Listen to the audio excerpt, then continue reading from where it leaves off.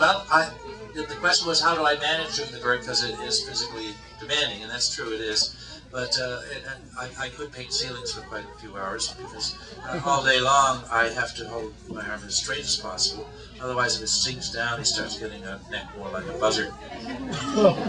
Well, we try. She asked if we have a support inside. One time we were doing a big show in Chicago, and 14,000 kids were in the audience, and my assistant, who you'll see in the book, looks a lot like a certain sequels, and but he didn't act like him. But he said, I've made this wicker thing that'll hold your hand up. So it was a wicker thing that strapped to my back, and then he had to buckle it to my wrist so I can't get my hand out of it, and then the bird gets on. And we didn't try it for very long, and so in those days we could travel with the whole cast, and Big Bird was the big surprise, no big surprise, but the ending of the show. And he came up to sing his song, and I discovered shortly into the song that if you have your hand held up and you're not holding yourself, that it goes completely asleep. And not only that, but not only the tingle, but it actually ceased to move. I couldn't bring it down, and of course you can't change things while you've got 14,000 kids. And finally his jaw would move because the thumb was dead. And so I'm trying to jump up and down just to flap the brig. And I still got the applause, but I thought that was probably the worst act I ever did. And I said, take this wicker thing and throw it. So, was a boy there in the white shirt? How do you do a scene with Oscar and Big Bird? Well, that's a good question. How do I do this? Quite often you'll see Big Bird talking to Oscar. Oscar, of course, giving him a hard time. And in that case, I usually pre-record Oscar's voice. And nowadays they can just hit a button and speak. They can cue it up instantly because of digital stuff. And I'm helping the bird and either doing the voice of Bird and Oscar then, or pre-recording Oscar's stuff.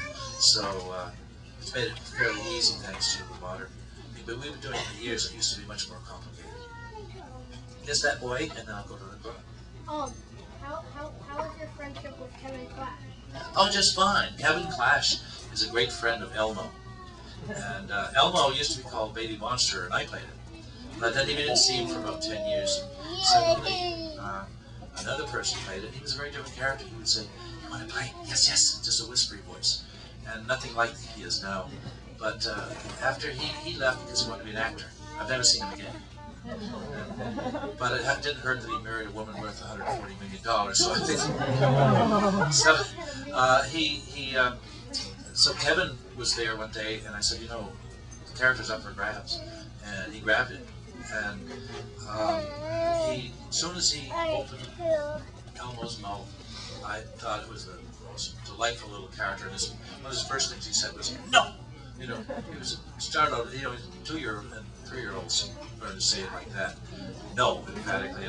But that's not his general character. He's a very sweet little guy. And often we ride to work together, and we get along great. He's a nice guy. Would you give like your best Big Bird voice? Well, if I were a bird, and he's taught me how to sound like him, I'd say, well, a little bit like this. But I'm not Big Bird, he's yellow. But he taught me how to sound like him. What's your opinion of the new revamped Sesame Street? Well, several grown-ups have said it's probably not quite as easy for grown-ups to watch as it used to be. And there's quite a lot of repetitive stuff now because they run out of a lot of money. And so we used to make 130 new shows, and now we're down to only 26 new shows. So there's a tremendous amount of repeats. I wish it wasn't. I wish we were still doing it. At least Send PBS money. Pardon? Send money to PBS. Yeah, and they don't get that much from PBS anymore either, because PBS has its struggles. But mostly it's the sale of toys. When you buy a Sesame character, 10% of the money doesn't go to Ideal or whoever's making them. It goes to Sesame Street. And Sesame Street now owns Big Bird and those. They only recently bought them. And that's another reason why they have no money. They bought it because they were afraid that Disney would buy it, and they'd lose all control. So I think it was a good move, but they cost $180 million for 10 puppets. It's boy, I didn't know we were moving things that were so expensive. Yes, this last week, I just see a German company had bought it about 4 years ago from the Henson children who had inherited it. It's not a corporation.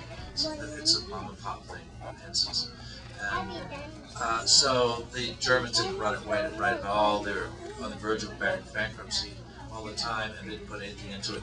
So at a really reasonable price, they were going to buy the whole thing back, all the Muppet shows and Fraggle Rocks and everything else. So we're cheering, and I'm just glad. And they're nice, 5 nice kids. I used to bounce Brian on my knee when I lived for a while at Jim Henson's house, and riding Tony the Pony, and he'd land on the floor. Do it again.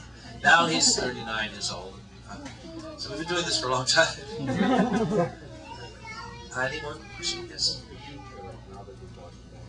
Well, they've got a lot of great big plans, and while they didn't own it, they said, gee, if we owned it, we'd do this and do that.